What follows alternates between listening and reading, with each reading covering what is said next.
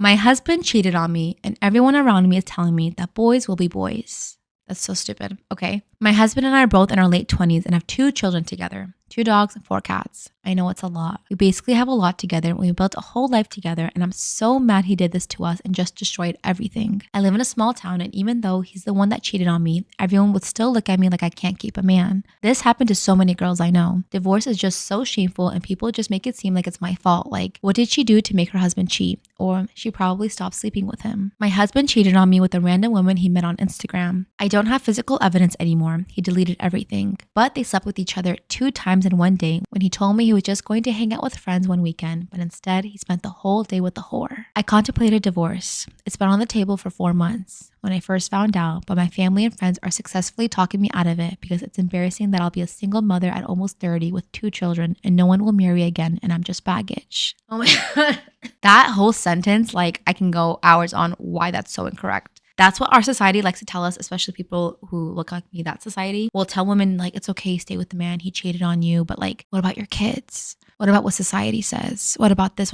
Why does no one say, what about you? How are you feeling? What do you want to do? As a woman, everything is focused on everyone else besides yourself. That's like our whole life of our story. It's like, oh, but what will your neighbors say? What will your mom's friends say? What will your kids say? What will they say? But it's like, no one is focusing on, damn, your husband just completely broke your marriage. How are you doing? How are you feeling? How can you ever be intimate with this man again? How can you ever be in the same house with this man again? Let's find you a safe space. You can do it. You can walk away. You can find someone better. You will find someone who will appreciate you and your kids. It's always just the most negative. Sure, it's a lot more difficult. Trust me, I know that. But I would hate if I went through something like that for people to convince me to stay in my suffering. That's the worst piece of advice you could give. Sorry, it just really makes me mad. Continue, Malala. I will admit it. It will be embarrassing if I did end up going through with the divorce because where I'm from, divorce is incredibly shameful, especially when the woman is left divorced and as a single mom. I posted my husband all over social media, like almost every post, and I would literally have to delete my entire social media because I won't be able to stand up against the shame after a divorce and being absent from social media. Where's the periods in here? I can't stop breathing. I posted my husband all over social media, like almost every post, and I would literally have to delete my entire social media because I won't be able to stand up against the shame after a divorce, and being absent from social media would be easier than facing everyone and having people find out I'm divorced. Divorce isn't a taboo word. Divorce. It's not a bad thing to say. Society has put that on us, but it's not. Even like, not to get like religious and stuff, but in Islam, it is, if you are in a suffering situation, it's like mandatory on you to get divorced. You're not supposed to stay in a suffering situation, a bad situation for your mental health, for your physical health, for your kids' health. You're not supposed to. Gosh. Everyone will know something is up, and I know this divorce wouldn't be a secret. It'll get out and people are going to make my life a living hell when they find out we were divorced. So I'm just staying married at this point to save the embarrassment, and I don't want to start all over. I think my family and friends do have a point. My friends think I'll never find a guy like my husband who is a good father and takes care of me, especially at our age, and they constantly praise my husband because he takes kids to doctor's appointments and goes to dad events at schools, since men don't do that, and those are usually women-dominated spaces. Okay, I have to know where you live because this sounds very backwards, not modern. What's the word for not modern? I can't think of it. Whatever. Old school. Not old school, but there's another word for it. This is 2024, baby. This is America. This is like you have to parent together. Stop. We're giving men, not all men, of course, but he's doing the bare minimum. Good, you're taking your child to doctor's appointments. Good, you're taking your children to school. That's your child. That's your son or daughter. That's just as much as they're my son or daughter. One's not above the other. They're both equally ours. It's 50% me, 50% you, but 100% effort together. Like, why are you, like, your friends suck ass. I'm so sorry. Oh my God. And hello, you're both not even 30 yet. They're saying at your age, especially at our age, this sounds like very Utah-esque. So I'm just going to throw it out there. Please, people from Utah, don't hate me for saying that. If it's not, I love you guys. I've been there. I love Utah. No one thinks it's that serious enough for a divorce, since he doesn't love anyone else but me. And for men, sex is just sex, and they can forget a one-night stand easier than women. So they think I'm doing too much and just over-exaggerating. They told me to forgive and forget, and we started going to marriage counseling over this, and we've been going for the past 2 months. And our counselor had a lot of couples come to her about infidelity, so it kind of made me feel better that many other couples struggle with the same thing. But I don't know if this is the life to live, even if I'll be unhappier and lonely without him. It's also a financial thing. I live in a 50-50 state, so unless if he's serious, at-risk, dangerous person, which he's not, I can't get full custody, so that means I won't get child support and haven't been married for that long for alimony, and I don't have enough means to survive off one income. This is why I think it's so important that before you get into a marriage, I stress this to everyone I know, especially girls, you have to have some sort of independence. You have to be together with this person because you want to, not because you have to. Because right now you have to. I know, God forbid, something happens to me. I'm married. I have kids. God forbid, I would hate for this to happen. He cheats on me. I'm out. I'm out. You know why? Because I can work. 2, I have a very, very, very great foundational family who will have my back no matter what and wouldn't let me stay in that kind of situation. I have friends who I know at a drop of a hat would pick me up from wherever I am across the world, bring me back and make me live with them. You have to create that unit before you start building on your own. And I didn't think people search for that unit just to start from scratch. And I'm like, no, you guys have to come together. This is like, holy moly. The only person qualified about making decisions about staying in your marriage is you. Fuck what anyone else thinks. Dead ass. And I hate that they're giving you that advice. This is like horrible. This is like core Utah shit. I'm so sorry, Utah people. I love you. It's not all of you. If you don't resent him now, you probably already do. Your life is going to suck. Because as girls, we're always in here. And you're always going to think back to the moment as like, how could you have done this to us? How could you have betrayed me, your kids, your family? For what? For what? Just sex? We weren't worth it to you? Walk away. Am I the asshole for cutting off contact with my mom and sister after not being invited to the family reunion? At the family reunion, who we introducing, yeah. My 30 female sister, 33 female, has always been awful to me. For background, as kids, she would bully me, making comments about what I look like or wore, and as an adolescent, she made a lot of comments about my body that ultimately led to me having an eating disorder as a teen. Oh, wow. I've since recovered, but it was very damaging. When I was in my 20s, my sister would only speak to me if she needed money and would give me the cold shoulder when I had to stop sending her money because I had a baby and recently purchased a home and couldn't afford to anymore. Years later, she refused to sit with me at my mother, 64 female's wedding and was very critical of me to the point where I decided to stop speaking to her for a year. We talk now, but overall our relationship has been strained because of this. I'll forgive her for something she says or does. She's nice for a while and then returns to doing something else pretty awful. My mom has always been very hands-off and a neglectful parent, even as kids.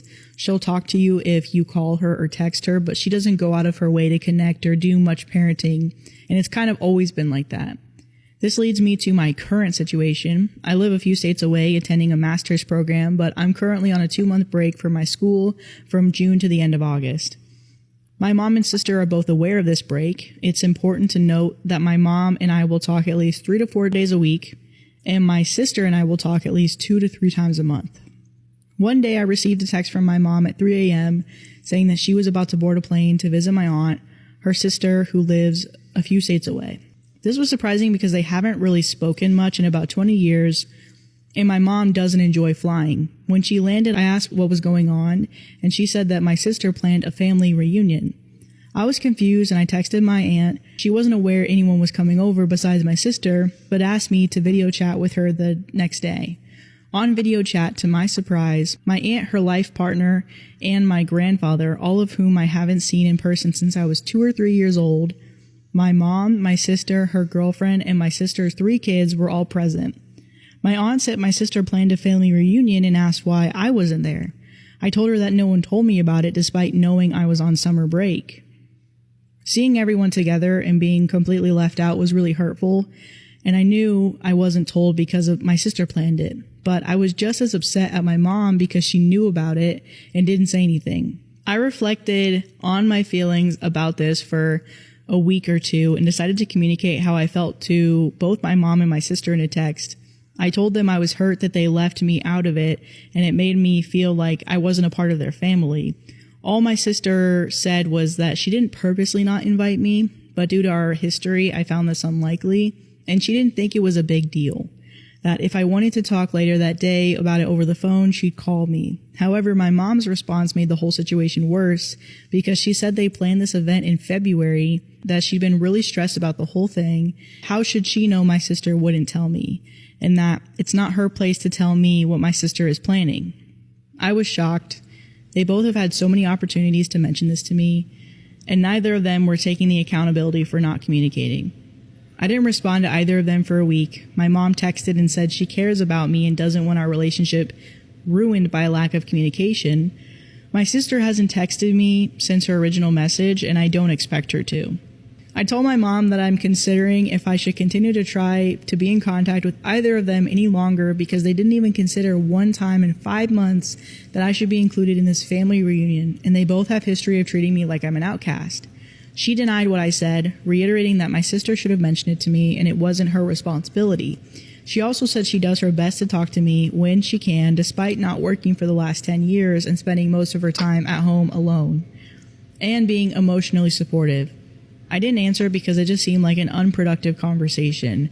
So am I the asshole for wanting to cut off contact with them? I understand my sister is most at fault, but they both had equal opportunities to mention it. What advice do you have to navigate this situation? Yeah, I think so too. Oh, top comment. Get grief counseling. The family you thought you had never existed. Create an email to your extended family with all of your contact information and also let them know that your mom and sister did not invite you to the reunion and it hurt you to not see them. Tell them life is short and please keep in contact with you because your mom and sister will not pass on invitations or information. And then OP responded, I am in therapy and my therapist said something similar. I was really upset about the situation, and he said it was because I'm essentially grieving a loss. It's frustrating because years of staying in contact with them has only led to more and more disappointment, especially with my sister. My family all lives in different states, but I think you made a good point about explaining to other members of the family why I'm deciding to do this. Am I the asshole for refusing to lend my friend my house for her wedding after she asked me for a paternity test, resulting in her having to cancel the wedding? My friend Sandra and I have known each other for over 20 years. We are 30 and 32. Sandra is getting married to Andreas, and I am married to Ian. Some relevant information. Andreas and I originally come from the same country and even the same region. We share many characteristics. We both have very round faces, deep brown eyes, long straight black hair, etc. If you didn't know better, you might assume we are siblings. I met Andreas 6 years ago and introduced him to Sandra. He proposed 2 years ago. I own a beautiful property in my home country that I was ready to lend to Sandra and Andreas for their wedding. My property has 10 rooms. Usually I would rent it out for weddings at a somewhat high price, but I was happy to give it to them at no cost, with the condition that they hire their own catering and they have their guests strip their beds when they leave. The issue is, 3 months ago, Sandra became more reclusive. She wouldn't answer my texts, and we didn't meet up. 2 weeks ago, she appeared at my door with Andreas. They sat us down, my husband included, and she suspected that my daughter is actually Andreas's biological daughter and requested a paternity test for peace of mind. I was so shocked that I couldn't say anything. My husband lost his temper and raised his voice, telling Sandra that she was being absolutely stupid. Sandra pointed out that my daughter looks like Andreas. I explained that Andreas and I look alike. She kept shaking her head and saying my daughter would look more like my husband and not like my exact copy. That evening ended poorly. I agreed to the test if they paid for it. The results came back last Friday, showing that Andreas was not the father. Oh, that was going to be, I'm like, oh, it is. Scandalous. We also did a test confirming that my husband is the father. Sandra cried and tried to hug me. I told her I didn't want that and that I didn't want to be friends with her for the time being. She kept saying her worries were justified and made a comment about women from your country being more likely to do that. No, she did not. In that moment, I was filled with anger. I told her that she could forget about using the venue and that I didn't want her in my life anymore. She started crying, but I made her leave. Her and her mom have been texting me saying that they can't find a new venue. I still said no. 20 minutes ago, Sandra called me sobbing, saying that the wedding is off because of me. Am I the asshole? Nope. Should I have let her use the venue at the usual price or what? And then there's an edit and an update. Andreas was not chill about this. He seemed very exasperated. He was quite upset and basically just agreed to do this so she would drop it. I didn't include it because I did not see the relevance for the conflict between me and her. Yeah, so another update. They're no longer together. Sandra just wrote me an email apologizing and for some reason PayPal'd me money. Anyway, thank you for weighing in. Am I the asshole for accepting money from my parents for my wedding and then eloping? My parents gave each of my brothers $50,000 when they graduated from university as a down payment on their home. When I graduated, they did not do the same for me. I asked about it and they said my husband should provide. I wasn't married. I still lived at home. 3 years later, I met my husband. We dated for a year and then we got engaged. My parents were overjoyed. We were set for a date. They gave me a check for $50,000 to pay for the wedding. What the f? I took the check and we eloped. We then used the check for a down payment on a house. My husband had a similar amount saved up, so we are in a good spot with equity. My parents were furious that they didn't get a big wedding for all of their friends and family to attend. They said they gave me the money for a wedding. My argument is that I got married and I had leftover money. Accurate in my books. My brothers are on their side, so I'm here to ask if I'm in the wrong.